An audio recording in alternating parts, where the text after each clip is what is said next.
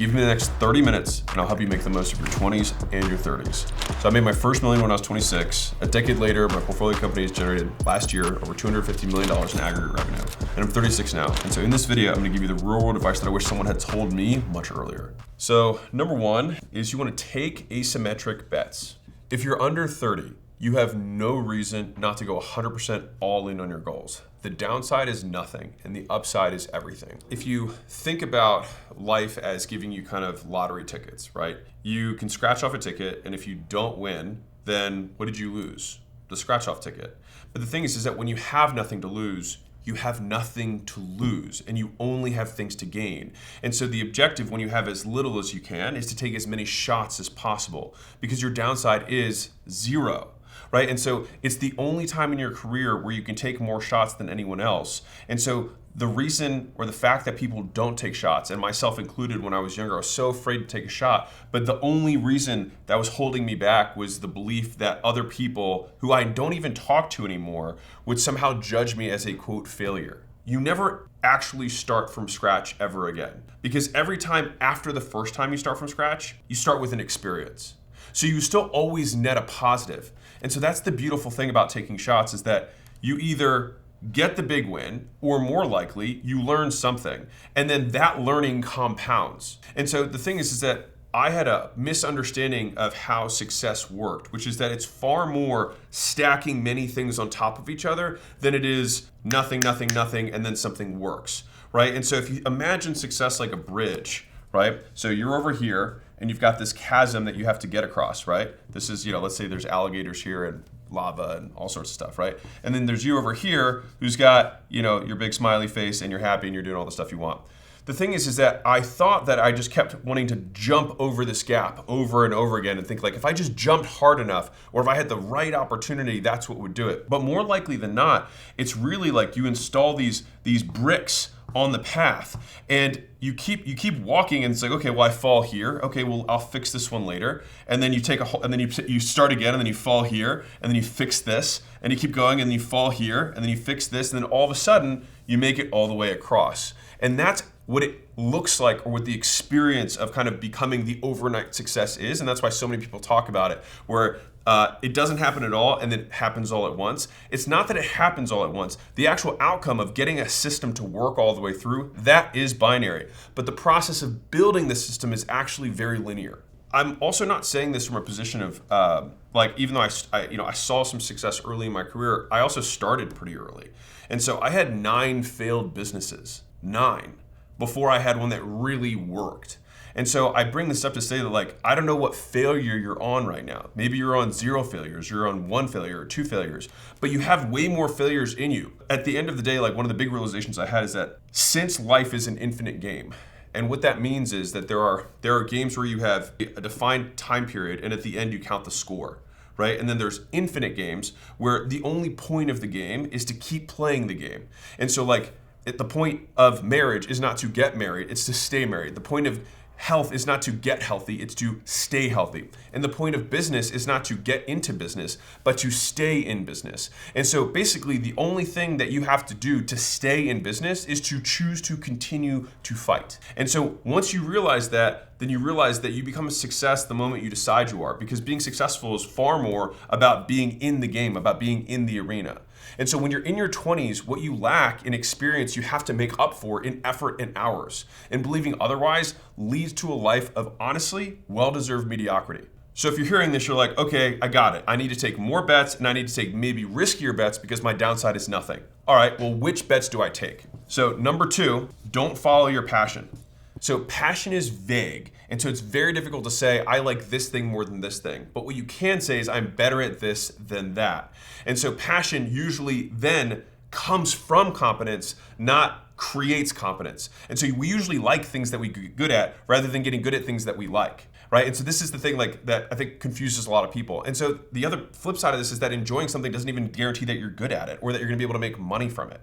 And I remember my dad used to tell me when I was much younger, he said, listen, if I were following my passion, I'd be a bartender at a ski slope, right? He said, if you can just make money, he said, the rest of your life, you can do whatever you want. And I actually think it was very practical advice for me, and I'm very grateful that I got that. But the thing is that getting good at anything you have to slog through this period where you're probably not going to be passionate about it because it's very boring, it's very monotonous, it's very repetitive, right? It's one thing to say, oh, I like ping pong. It's another thing to say, like, I hit 500 forehands and 500 backhands every morning and every night, right? It's a different level of dedication that you have to it, and that isn't going to be something you're passionate about. You might like playing the game, but getting good at the game are two very different things, right? And so it sets this false expectation that I think ultimately harms more people.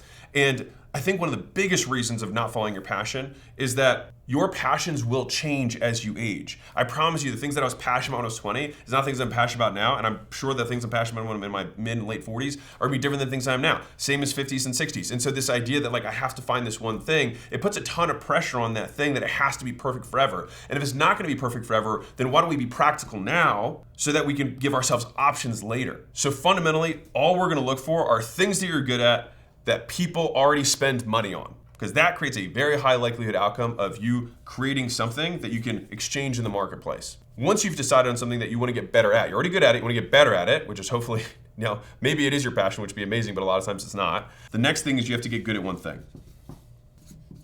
Think about the equal opposite of this. How would I get someone to be poor? I would get them to keep starting new things rather than getting good at one thing. And so do you remember that guy who got rich drop shipping, day trading, buying crypto, and wholesaling all at the same time? Yeah, me neither. You have to focus. And it's arrogant to think that you can do multiple things at once and beat someone who does one thing with all their effort. You have to pick one thing and go all in, and then you become the one who's hard to beat. So I told you earlier that I had 9 failed businesses. Now, here's the part that a lot of people don't know. 6 of those I had at the same time. And so I like to tell people, it's like, oh yeah, I'm a CEO, I've got multiple companies, right? Like kind of the way I do now, but it's very different now because the thing is that I actually have CEOs who run those businesses, right? Not me. Because you can only be CEO of one thing. You can only drive one thing. Now, I drive acquisition.com. Right? But CEOs of each of the divisions of each of the portfolio companies, like those are people who run their own profit and loss statements. And I didn't understand that. And so I had a chiropractor agency, a dental agency, a gym launch business where we did turnarounds. And then I also had 5 gyms of my own at the time. All right? Depending on how you want to describe it, I had 5 locations plus the 3, so I had 8. It's a lot. All right? It's too much. And because of that, I was stressed out of my mind. I was so spread thin. And basically, I had lots of things that generated revenue, and I didn't make any money.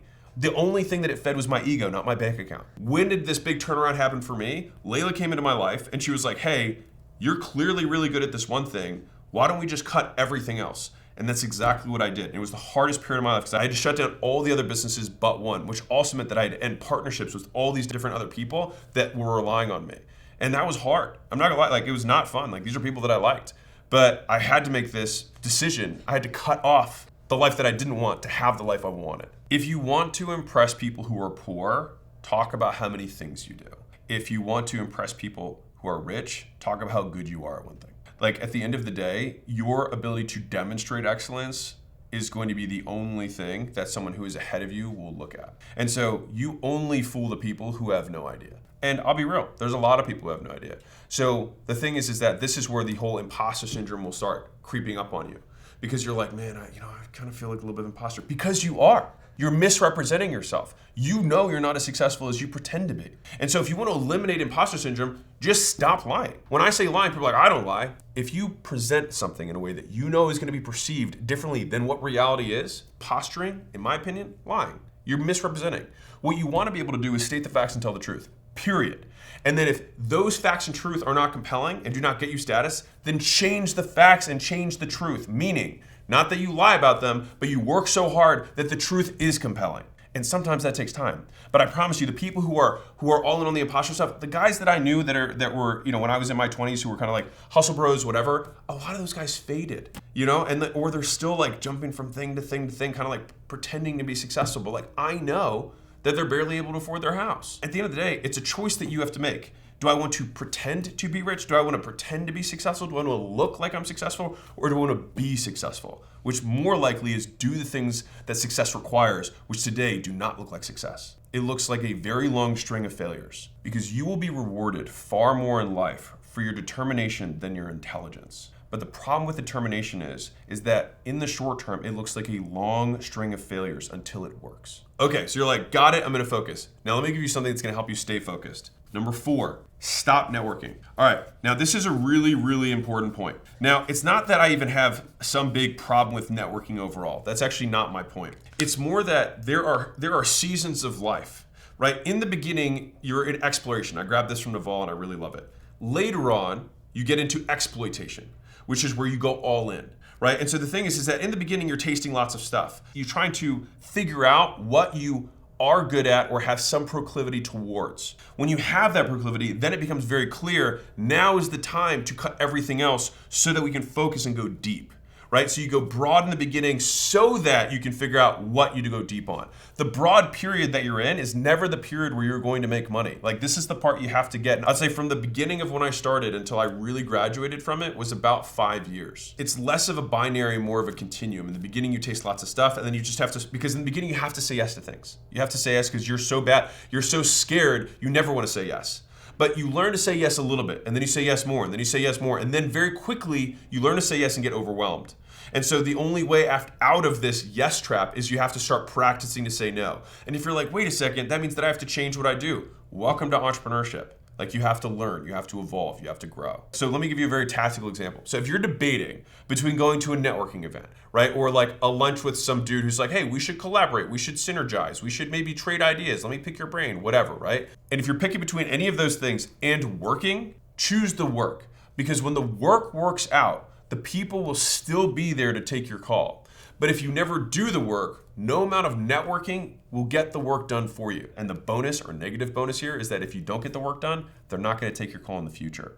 And so they're willing to take the call today with whatever small amount of success that you have. But if you lose that success because you get distracted, they're not going to take the call in the future. That door will be open, I promise. And not only will that door be open, 100 other doors will open for you if you win. During this season, losers congregate. Winners isolate. If everyone was supposed to win, they would have made podiums bigger. The top of the mountain isn't supposed to fit a lot of people. It's normal. The air is harder to breathe.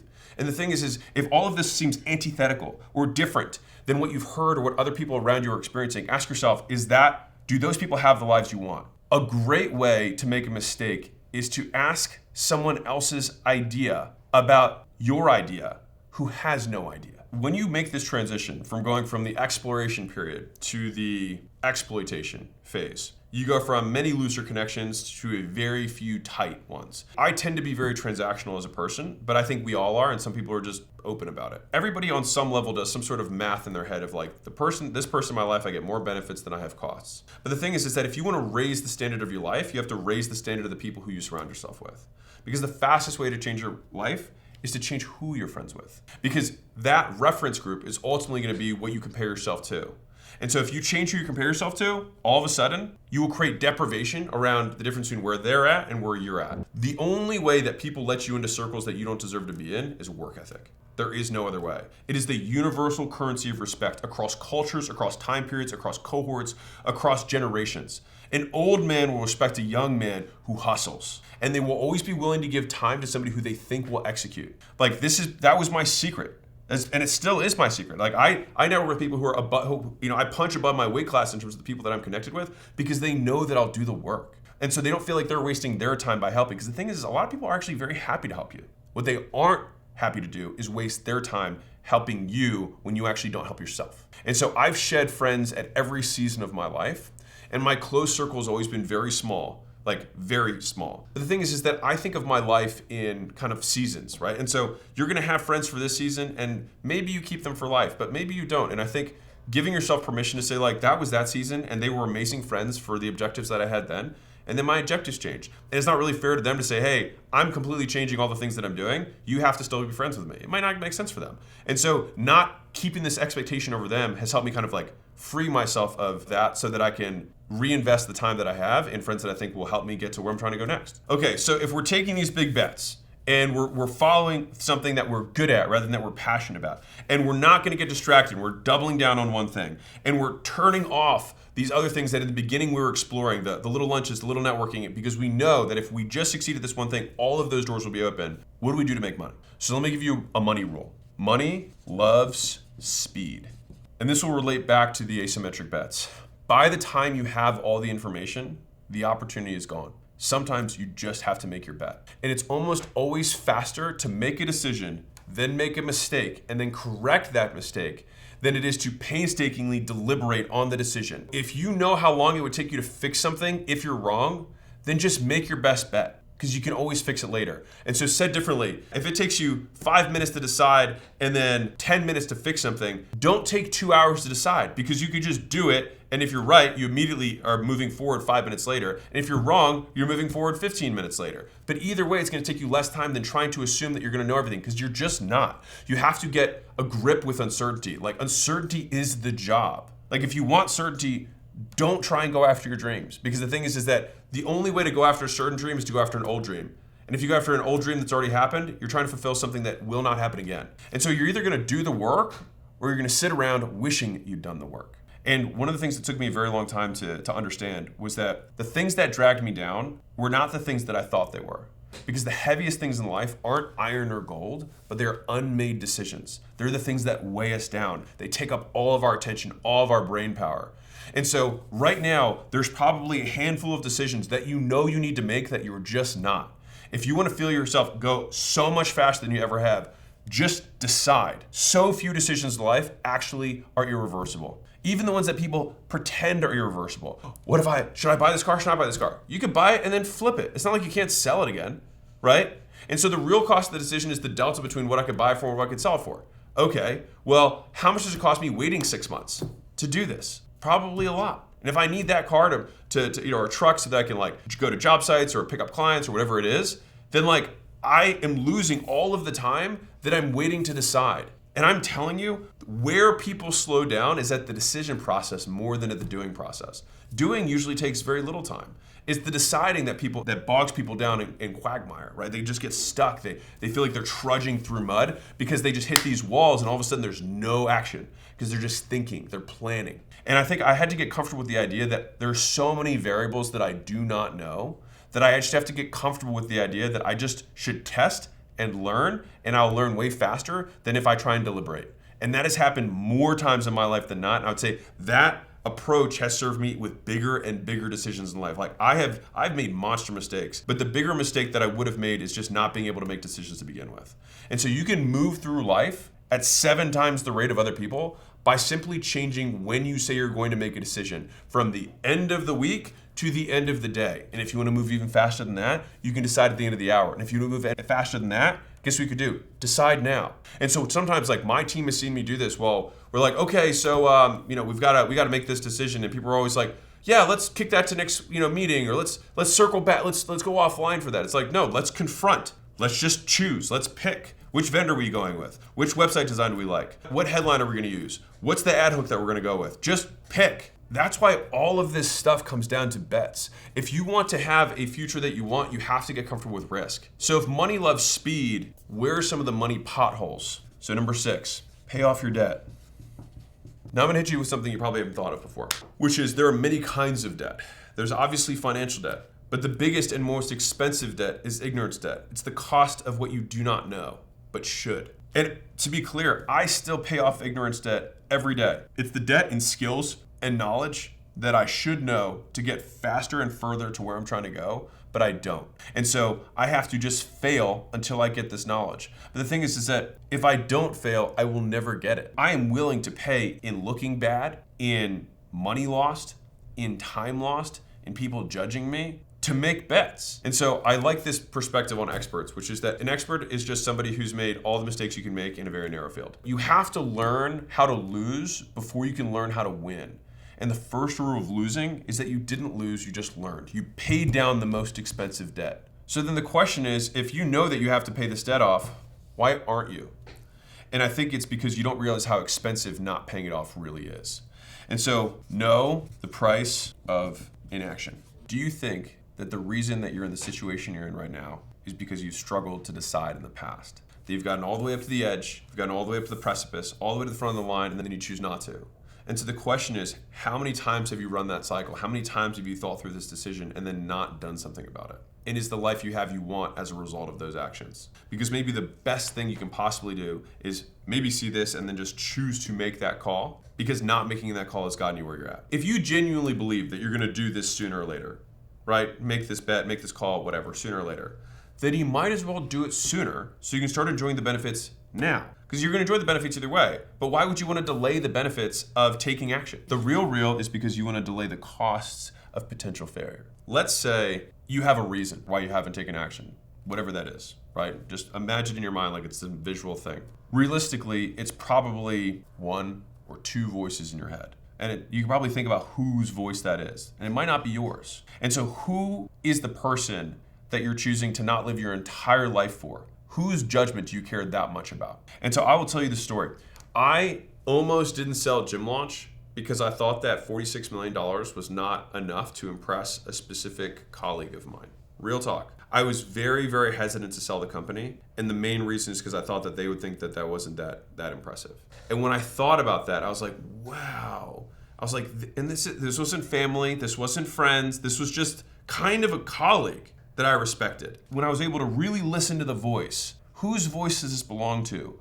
And what are they saying? And most importantly, is that the person who I want to give control over my entire life? And once I saw that, I was like, well, that's ridiculous. I don't care about this. They're usually subconscious. Like, you don't notice them unless you listen for the voice, unless you name the voice. Am I really gonna let John be the reason that I don't get married to this girl? Is Joe really gonna be the reason that I don't raise my prices? Is Sarah really the reason why I'm not gonna sell this thing? Ridiculous. But people do it, myself included, every day. And look, this isn't going to be easy, right? Building these skills, losing friends, taking bets, taking losses, you might find yourself stuck and then blaming your previous experiences, which is why, number 8, get over yourself. Everyone's childhood was difficult. Get over it. And if you want to win the award for hardest childhood, congratulations, I'll give it to you. You have the hardest childhood. You win. Feel better? Right. No one cares about what happened to you then, only what you can make happen now. And so the only person that's satisfied with whatever that reason is you. And everyone else calls that reason an excuse. And at the end of the day, do you want to get to your life and have everyone be like, you know what, he wasn't successful, but he had a lot of really good reasons. Wouldn't it be so much more powerful to say he had all these reasons he shouldn't have been successful, but was anyways? Like, those reasons actually give you even more fuel because you become a stronger story to everyone else. Like, no one cares when the silver spoon kid succeeds, really. And so all of the reasons that you can normally tell yourself of why you shouldn't do it are sometimes the best reasons of why you should. If you had disadvantages, I agree with you. Like, you're right. It's harder to be successful if this thing happened to you, or if you're born with X, or you're in this gender, or this race, or you have this birth deformity, or you speak a different language, or you're born in a different country, or you had abuse, whatever. So the main point is, despite the disadvantage, you only have one choice. What are you gonna do? You can take action anyway and become proof to other people, like you, your people, who are also born into your situation, whether it was abuse, whether it was your gender, whether it was your race, whatever, your country, and you can prove to them, or prove to yourself, that you can overcome it and that they can overcome it too. Or you can do what the vast majority of people do, is that they protect their ego and blame and complain. And to be clear, this is not a pulpit. You can do whatever you want. I support your choice. Go you. But only one of those decisions is gonna make you better.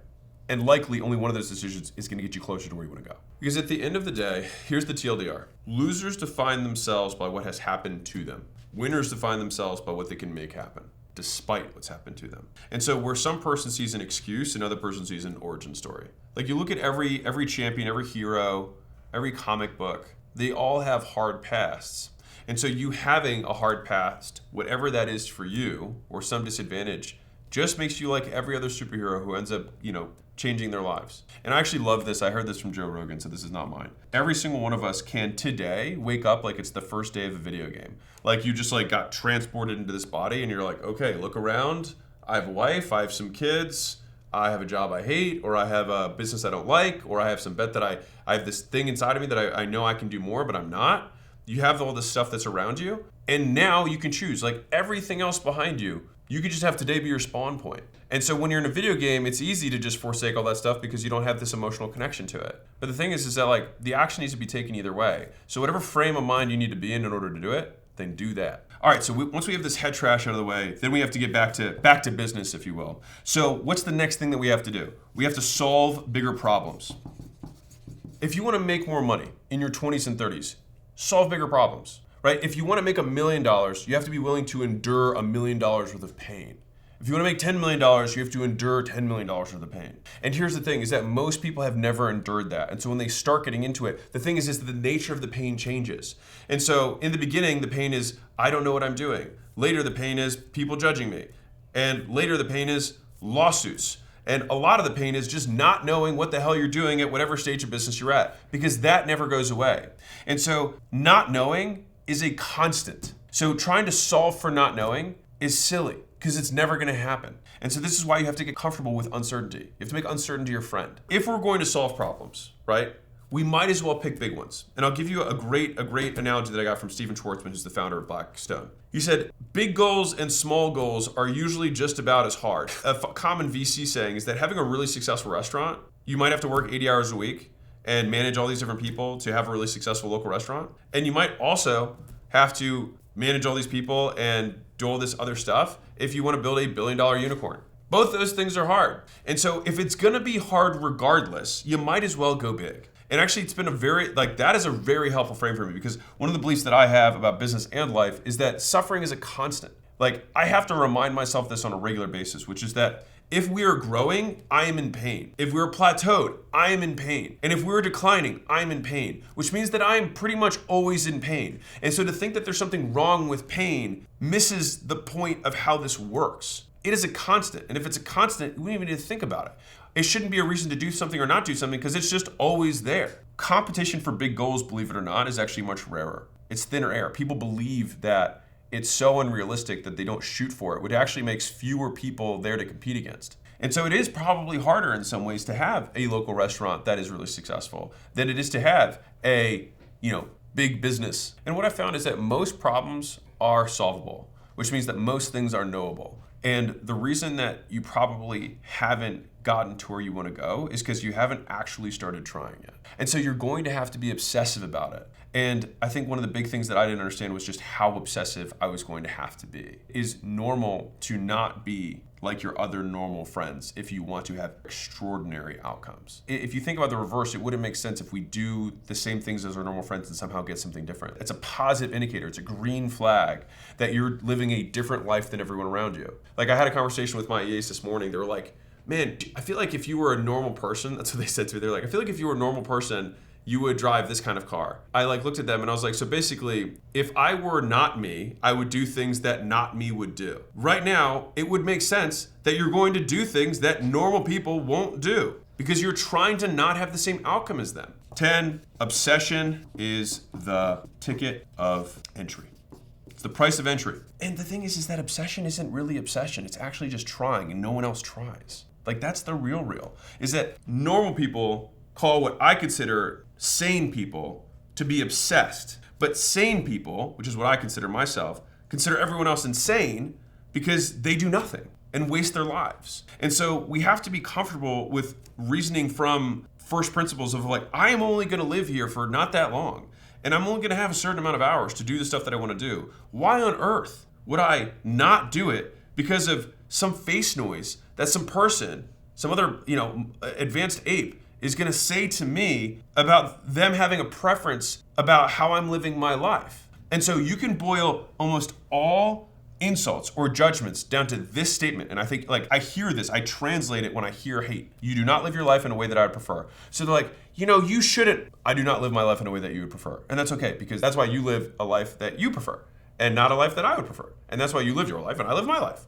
And so people just get so triggered by this. So when people hate on you, it usually means that they're jealous and believe that you are undeserving of some part of your life. And so to be clear, it's not that they're jealous of your whole life. They might be jealous of the attention you get. They might be jealous of maybe just the money you make, but not the way you look. Or they might be jealous of the body you have, right? And they're gonna be like, you're too into that food, right? Or, you work too much, or whatever the little snide remark is, right? But what they basically think is that life has unjustly given you the benefits that they believe they rightfully deserve. And they might be right, but life isn't fair. Here's the thing. People who obsess about work-life balance are typically mediocre at both. And so obsessed people apply their obsession to everything and just call it life. And they also don't consider themselves obsessed. They just consider everyone else unobsessed and just plain and banal. And so I get criticized all the time for work-life balance. People say, Alex, you don't have any hobbies, right? I don't want any. They're basically saying, yet again, you live your life in a way that I would not prefer. If I were in your position, I would live life differently. Right, and that's why you're not in my position. So why should I sacrifice the things that I prefer to do in order to do the things that I don't want to do? Right, just to make your definition of work-life balance happy, which I don't accept. So work-life balance is a wonderful goal. I have no hate for it. It's not gonna happen if you wanna be the best. You've probably heard the, work smart, not hard, right? That only works when you're competing against people who are not smart. If you compete against other smart people, the only thing you will have left is to work hard. If you work smart, not hard, you will get beaten by someone who works smart and hard. And if I don't know about you, I would rather be that person. Because at the end of the day, I would like to just win. And that is point 11, which is work hard and smart. If you extrapolate out what a normal life is like, right? Maybe someone makes $1 million or $2 million over the span of their entire career, right? 40 years plus. I think there's just a certain amount of work that must be done to generate income. And so what I would rather do is just take that 40 years and just cram it into 4, and then have the other 36 years of my life to do whatever I want with resources far beyond what I would be able to do there. And so I remember Layla had this very early conversation with me. Because actually, I think it was our first date. She's like, I just want to help people, right? It's like, that was her whole thing. And I was like, do you think it'd be possible for you to help people and to make money? And she was like, well, yeah. And I was like, okay, do you think you could help more people if you made more money? And she was like, yeah. And in that conversation, she shifted from being what I would consider a bleeding heart of just like doing everything, like just trying to just help every single person. But the thing is your resources are so limited. You can't do much.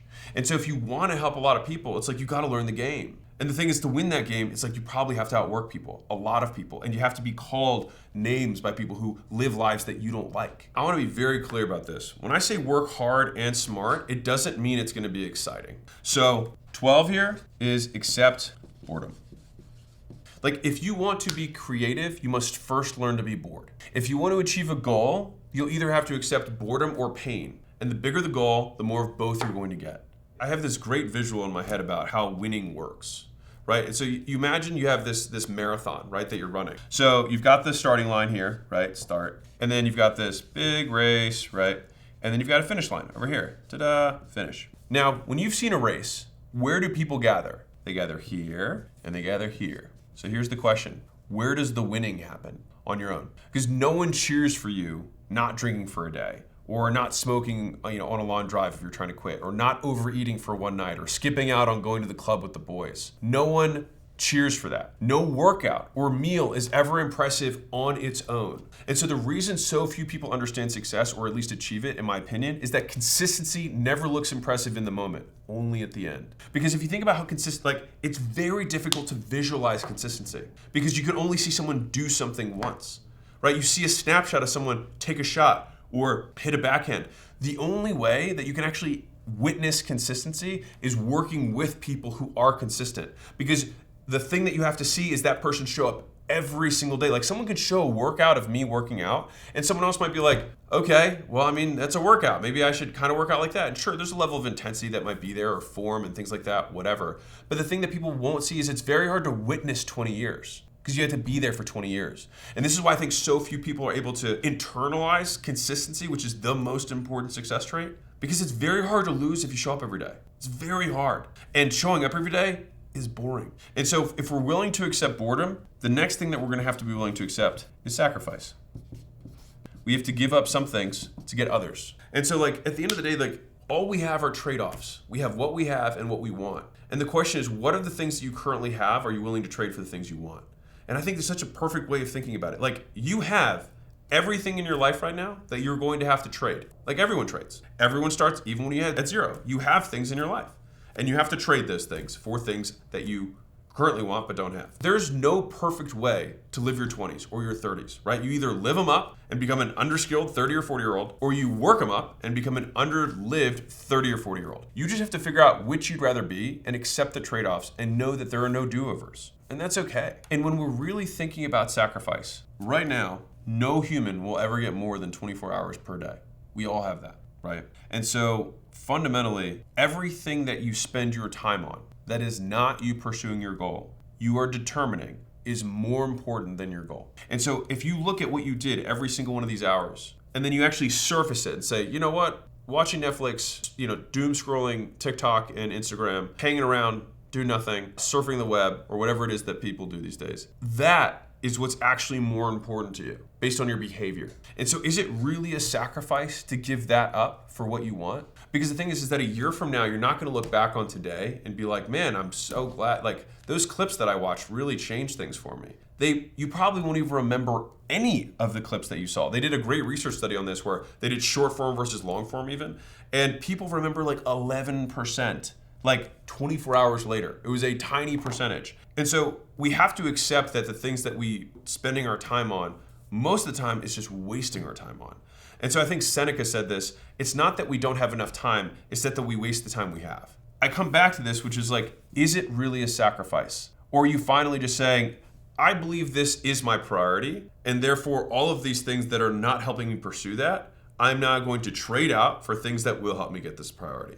That's it. And to me, if you like what you're gonna get, why would you not make the trade? And so I had this clip that went super viral from a podcast that I did yesterday. And the host asked me if all my books and all my tweets and all my emails and all my YouTube videos were all deleted and I had to compress all of my stuff into 60 seconds, what would I say for somebody who's in their 20s and 30s? This is what I said. Figure out what you want, ignore the opinions of others, and do so much volume that it would be unreasonable to not be successful.